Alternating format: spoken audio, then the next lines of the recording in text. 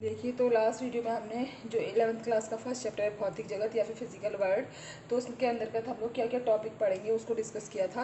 अब इस वीडियो में हम 1 बाय 1 उन टॉपिक्स को डिस्कस करते हैं, ठीक है। तो सबसे पहले वहाँ पर हमने देखा था कि विज्ञान क्या है, ठीक है। तो विज्ञान को परिभाषित करने में देखिए कि जो विज्ञान है अर्थात साइंस साइंस जो ये शब्द है इसकी उत्पत्ति लैटिन भाषा के शब्द सिंटिया से हुई है, ठीक है। सिंटिया, जिसका अर्थ है जानना। अर्थात विज्ञान में हम क्या करते हैं, किसी परिघटना को या फिर कोई भी विषय वस्तु या फिर कोई भी हमारे चारों के वातावरण में कुछ भी विषय के बारे में अगर हम जानना चाहते हैं तो वह है विज्ञान, ठीक है। तो अगर हम इसको परिभाषित करें तो यह प्रयोगों तथा प्रेक्षणों पर आधारित दोहराए जाने योग्य किसी भी वस्तुओं की या भी परिघटनाओं की, ठीक है, क्रमबद्ध सुव्यवस्थित तथा सुसंगठित ज्ञान को ही हम विज्ञान कहते हैं।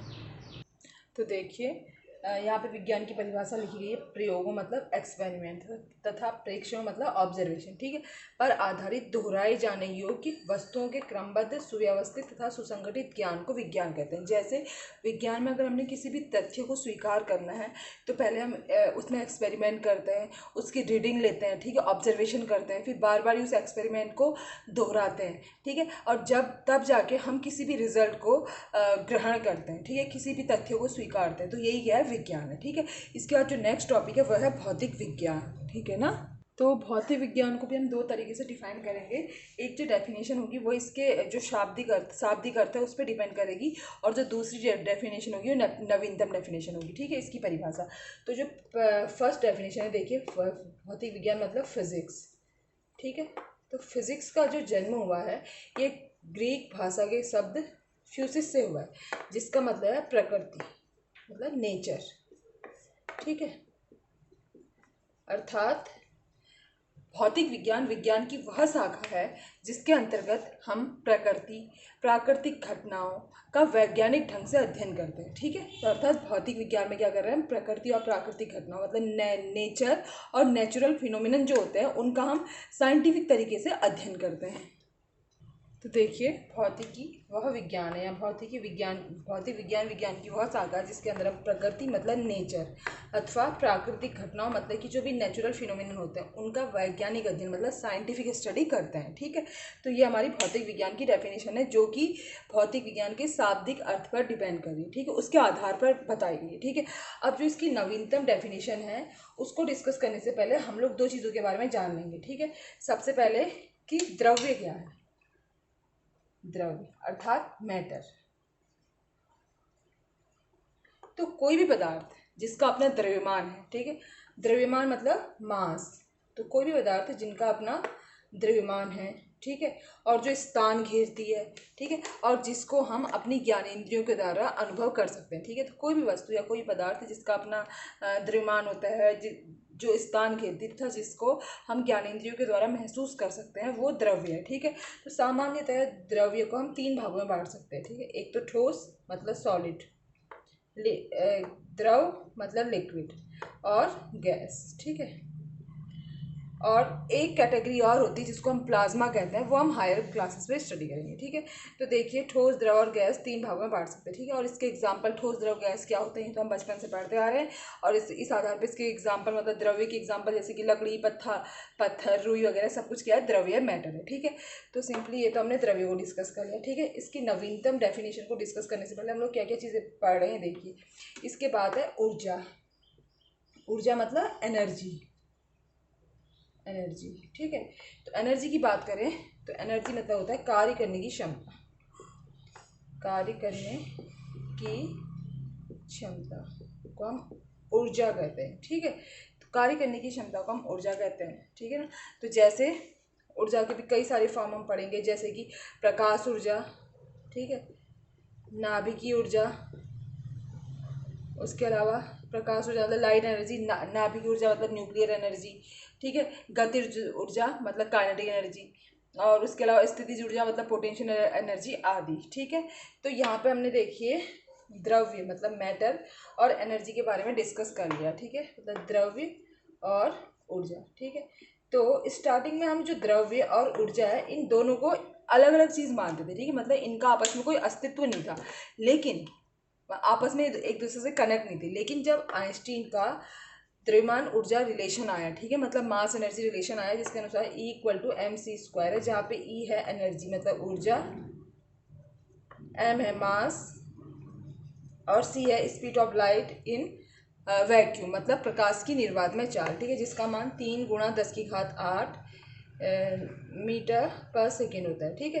तो जब आइंस्टीन ने अपना इक्वेशन दी, मास एनर्जी रिलेशन दिया, तो उसके बाद सिद्ध हो गया था कि जो द्रव्य और ऊर्जा है ये आपस में कनेक्टेड है, ठीक है, मतलब द्रव्य को ऊर्जा में और ऊर्जा को द्रव्य में परिवर्तित किया जा सकता है, अर्थात ये दोनों अलग अलग चीज़ें नहीं है, एक ही सिक्के के दो पहलू हैं, मतलब दोनों एक ही हैं, ठीक है, मतलब एक दूसरे पे कन्वर्ट हो सकते हैं, ठीक है।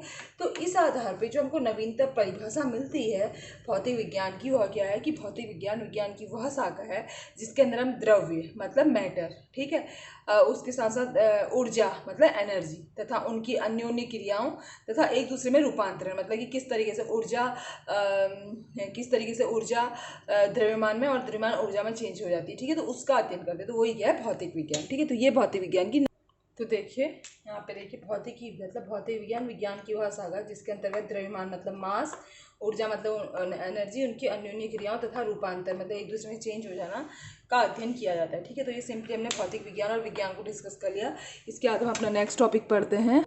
तो नेक्स्ट टॉपिक है भौतिकी का कार्य क्षेत्र, मतलब स्कोप क्या क्या है भौतिक विज्ञान का, ठीक है। तो भौतिक विज्ञान में जनरली हम स्थूल, ठीक है, स्थूल से लेकर सूक्ष्म अर्थात मैक्रोस्कोपिक लेवल से लेकर माइक्रोस्कोपिक तक इस लेवल तक इसकी स्टडी कर सकते हैं, ठीक है, भौतिकी के द्वारा। स्थूल मतलब कि जैसे हम ब्रह्मांड यूनिवर्स है हमारा, ठीक है, और उसके अलावा जो प्लेनेट्स हैं, सौर मंडल है पूरा, और जो पिंड हैं, ग्रह उपग्रह, ये सब चीज़ें इसकी स्थिति मतलब स्थूल में आ गई, ठीक है, मतलब बड़ी बड़ी सी चीज़ें, ठीक है। सूक्ष्म मतलब छोटी छोटी सी चीज़ें, जैसे कि परमाणु है और नाभिक है, परमाणु मतलब न्यूक्लियस है, देखिए जैसे कि परमाणु की स्टडी करेंगे हम इसमें, ठीक है, एटम, ठीक है, नाभिक मतलब कि न्यूक्लियस हो गया, ठीक है, और इसके अलावा जो फंडामेंटल पार्टिकल्स हैं, ठीक है, इलेक्ट्रॉन प्रोटॉन न्यूट्रॉन, उन सब की स्टडी हम स्थूल में करेंगे, ठीक है। तो इस आधार पे जो फिजिक्स है ना, इसको हम दो भागों में बांट देते हैं भौतिक विज्ञान को, ठीक है। एक हो जाएगा चिरसम्मत यांत्रिकी मतलब इसको हम बोलते हैं क्लासिकल मैकेनिक्स, और दूसरा हो जाता है क्वांटम भौतिकी, ठीक है, मतलब क्वांटम भौतिकी या फिर क्वांटम यांत्रिकी। तो ये क्वांटम मैकेनिक्स, तो जो क्लासिकल मैकेनिक्स है इसमें स्थूल तथ्यों की बात करते हैं, ठीक है, जो स्थूल घटनाएं, जो भी स्थूल चीज़ें हैं उनकी स्टडी हम क्लासिकल मैकेनिक्स में करते हैं, और जो भी सूक्ष्म चीज़ें हैं उन सब की स्टडी हम क्वांटम मैकेनिक्स में करते हैं। तो देखिए सबसे पहले हम जो भौतिकी का कार्य क्षेत्र है, इसमें जो हम फर्स्ट पार्ट है भौतिकी का, देखिए चिरसम्मत भौतिकी क्लासिकल मैकेनिक्स से इसको डिस्कस कर लेते हैं। देखिए तो इसमें सबसे पहली जो इसकी शाखाएं हैं, ठीक है, जो चिरसम्मत भौतिकी मतलब कि भौतिक विज्ञान की वह शाखा जिसके अंतर्गत हम स्थूल परिघटनाओं की या स्थूल तथ्यों का अध्ययन करते हैं, वो चिरसम्मत भौतिकी हो गया, ठीक है। मैक्रोस्कोपिक लेवल की जो भी बात करेंगे हम लोग वो चिरसम्मत भौतिकी में करेंगे, ठीक है। और इसका जो फर्स्ट पार्ट है वो यांत्रिकी, मतलब अब हम इसकी जो शाखाएं हैं उनकी स्टडी करें, ठीक है। ये थ्योरेटिकल चैप्टर है, इसमें आप लोग को सिर्फ फिजिक्स के बारे में बताया गया, फिजिक्स की ब्रांचेस बताई गई हैं बस, ठीक है। और ये 1 बाय 1 आप लोग ये बुक या चैप्टर ये सब आप लोग 11th से लेकर 12th तक पढ़ते रहोगे, ठीक है। तो जो यांत्रिकी है या फिर जिसको हम इंग्लिश में मैकेनिक्स बोलते हैं, तो ये जो यांत्रिकी है पूरा का पूरा न्यूटन के नियम, ठीक है, लॉज ऑफ न्यूटन और जो ग्रेविटेशनल के या गुरुत्वाकर्षण के नियम है उनमें आधारित है, ठीक है। इसके साथ साथ ही इसमें आप लोग जैसे कि द्रव्यमान है मतलब मास, ठीक है, जड़त्व मतलब इनर्शिया, ठीक है, द्रव्यमान केंद्र मतलब सेंटर ऑफ मास, और उसके अलावा ही जो बलाघूर्ण मतलब टॉर्क, तो ऐसे कई सारे टॉपिक्स इसकी इसमें स्टडी करेंगे, ठीक है। तो मतलब यांत्रिकी मतलब एक चैप्टर हो गया, इसके अंतर्गत हम लोग कई सारे टॉपिक पढ़ेंगे, ठीक है। तो इसकी शाखाएं नेक्स्ट है इसमें उष्मागतिकी या फिर थर्मोडायनामिक्स, तो इसके अंतर्गत हम लोग जैसे कि ताप है मतलब टेम्परेचर, उष्मा मतलब हीट, और किस तरीके से उष्मा हीट को वर्क मतलब कार्य में चेंज कर सकते हैं, फिर उसके बाद किस तरीके से हम हीट जब उष्मा को कार्य बारे में रूपांतरण करने का हमको पता चला, उसका किस तरीके से ऊष्मा इंजन का निर्माण हुआ, ठीक है। उसके अलावा इसमें ऊष्मागति के नियम मतलब लॉज ऑफ थर्मोडायनामिक्स, इन सब की स्टडी करता है, ठीक है।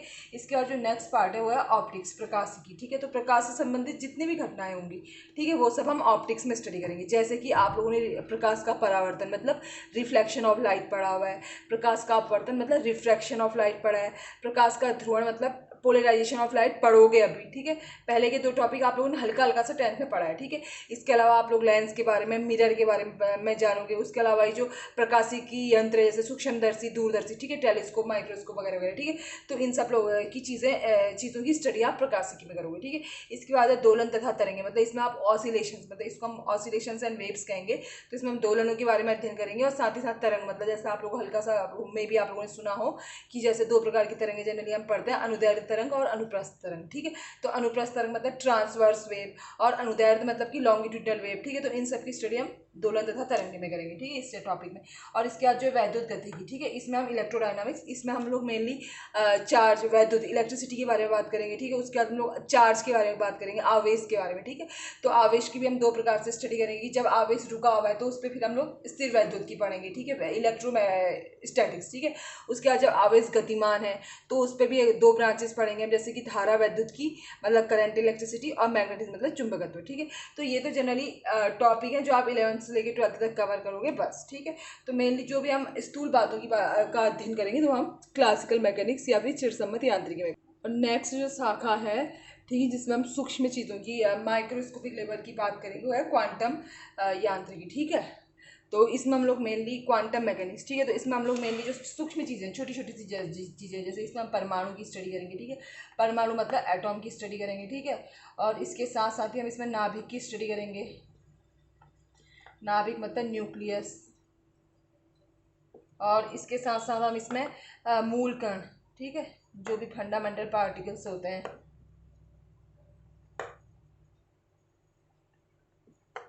फंडामेंटल पार्टिकल्स की स्टडी करेंगे, ठीक है। फंडामेंटल पार्टिकल्स मतलब इसको आप लोग हायर क्लास में पढ़ेंगे आगे अच्छे से।